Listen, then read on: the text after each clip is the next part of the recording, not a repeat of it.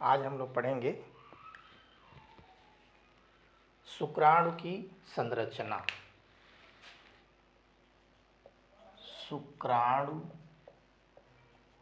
शुक्राणु की संरचना। शुक्राणु की संरचना यानी स्ट्रक्चर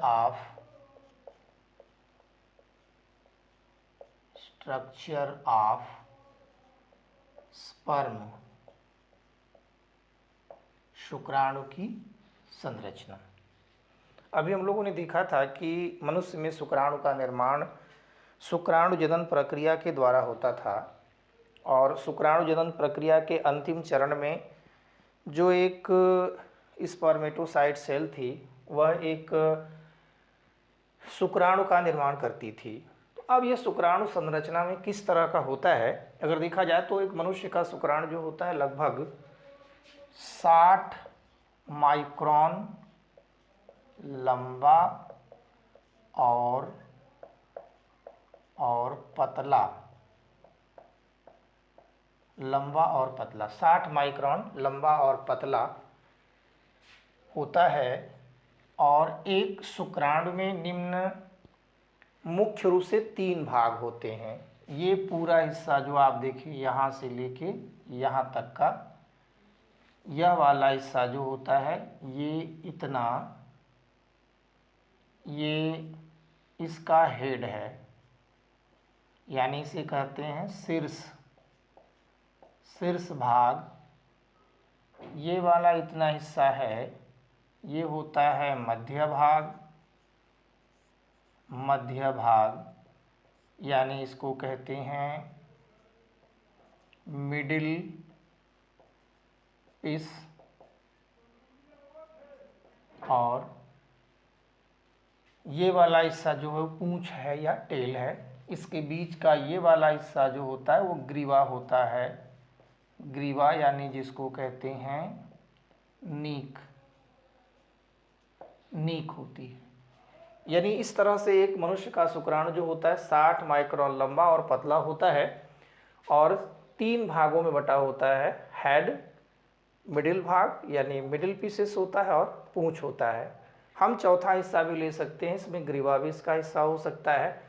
तो इस तरह से अगर देखा जाए तो सबसे पहले हम लोग देखें 3 हिस्से होते हैं। पहला होता है इसका शीर्ष यानी हेड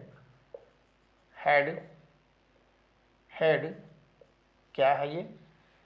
यह शुक्राणु का सबसे प्रमुख हिस्सा है।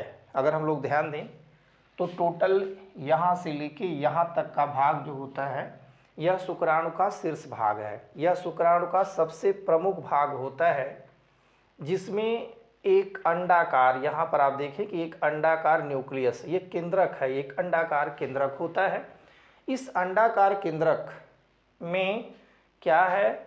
क्रोमोसोमल मटेरियल है, यानी गुणसूत्रीय पदार्थ भरे होते हैं। और इन गुणसूत्रीय पदार्थों की वजह से यह भाग जो होता है वह नर में आनुवंशिक पदार्थों का स्थानांतरण करने का काम करता है, यानी अपनी संतानों में आनुवंशिक पदार्थ यहीं से स्थानांतरित होता है। अब इसमें अगर देखा जाए तो जो ये वाला हिस्सा होता है केंद्रक वाला, इस केंद्रक वाले हिस्से के ऊपर एक टोपी के समान, ये जो रेड कलर की आपको दिख रही है, एक टोपी के समान संरचना है। इस टोपी के समान संरचना को कहते हैं एक्रोसोम। यह शुक्राणु का सबसे प्रमुख भाग होता है एक्रोसोम।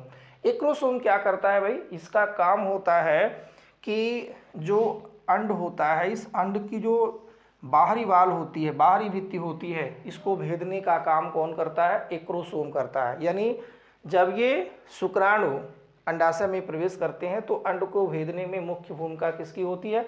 एक्रोसोम की होती है।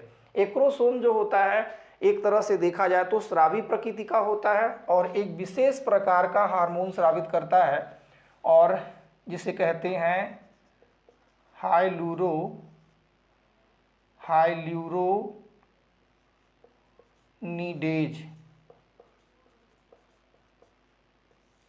हाइल्यूरोनिडेज नाम का एंजाइम यह जो होता है स्रावित करता है, जिसके कारण कि अंडाशय जो होती है, अंडाशय में जाने के बाद एक्रोसोम जो होता है आराम से अंड की जो बाह्य भित्ति हो उसको तोड़ सके और निषेचन क्रिया हो सके। तो इस तरह से शीर्ष भाग में हम लोग देखें कि शीर्ष क्या है, सबसे प्रमुख वाला हिस्सा जो चमचाकार होता है। अलग अलग प्राणियों में अलग अलग प्रकार का हेड होता है, लेकिन मनुष्य में अगर देखा जाए तो ये कैसा होता है, एज लाइक चम्मच की तरह होता है। और इस केंद्रक में क्या होते हैं, क्रोमोसोम होते हैं। ऊपर वाला हिस्सा जो होता है टोपी की तरह होता है, जिसे एक्रोसोम कहते हैं। एक्रोसोम एक विशेष प्रकार का एंजाइम स्रावित करता है। यह स्रावी प्रकृति का होता है और अंड को भेदने का काम करता है। चलिए अब दूसरा हिस्सा हम देखते हैं, ग्रीवा वाला, यानी इसके ठीक पीछे जो हेड वाला भाग है उसके ठीक पीछे एक संकुचित हिस्सा होता है जिसे ग्रीवा कहते हैं। इस ग्रीवा में सेंट्रोसोम होता है, यानी तारक केंद्र होते हैं। और ये तारक केंद्र जो होता है वह शुक्राणु के पूंछ का अक्षीय तंतु बनाता है। ये अक्षीय तंतु है, इसे कहा जाता है अक्षीय तंतु, यानी एक साइल फिलामेंट है। तो इस तंतु का निर्माण कौन करता है, सेंट्रोसोम द्वारा। यानी हम कह सकते हैं कि जो पूंछ का निर्माण होता है वो किसके माध्यम से होता है, सेंट्रोसोम के द्वारा होता है। इसके बाद दूसरा हिस्सा जो इसका होता है वह होता है मध्य भाग। मध्य भाग यानी मध्य भाग को हम लोग कहते हैं यही मिडिल, जो मिडिल पीसेस होता है मध्य भाग, ये वाला हिस्सा है। यह ठीक यानी ग्रीवा के ठीक नीचे या हेड के ठीक नीचे जो होता है वाला हिस्सा जो है वो शुक्राणु का मध्य भाग होता है, जिसमें कोशिका द्रव्य की मात्रा बहुत ही कम होती है। ठीक है, कोशिका द्रव्य की मात्रा बहुत कम होती है। कोशिका द्रव्य की मात्रा बहुत कम होने की वजह से इसे मैंचीट कोशिका द्रव्य भी कहा जाता है। इस मैंचीट कोशिका द्रव्य कहते हैं, बहुत कम होता है। लेकिन माइटोकॉन्ड्रिया की संख्या, जो रेड कलर की ये संरचनाएं आपको दिख रही हैं, ये माइटोकॉन्ड्रिया है। और माइटोकॉन्ड्रिया अधिक मात्रा में होने के कारण यह एनर्जी प्रोवाइडिंग क्षेत्र होता है, अर्थात ये ऊर्जा उत्पन्न करता है। शुक्राणु को ऊर्जा यही से मिलती है। तो ये मध्य वाला भाग होता है। इसी मध्य वाले भाग से देखिए सेंट्रोसोम से होता है एक अक्षीय तंतु निकलता है जो पूंछ में से होकर बाहर निकलता है। इसके बाद ये पूंछ वाला हिस्सा है, शुक्राणु का पूंछ वाला भाग। और यह वाला भाग शुक्राणु का सबसे अंतिम भाग होता है जो पतला होता है। इसी की वजह से शुक्राणु जो होता है वो गति करता है, गमन करता है। इसके ऊपर जो होता है फ्लैजिलम होती है, यानी फ्लैजिलम की तरह होता है, कशाभिका का आवरण होता है।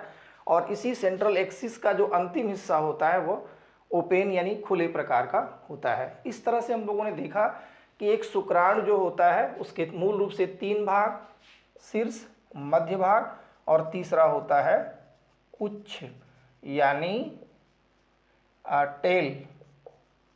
टेल होती है। तो हेड वाला हिस्सा ये है, ये मिडिल भाग है और ये टेल होता है। इस तरह से शुक्राणु जो होता है मनुष्य में 60 माइक्रोन लंबा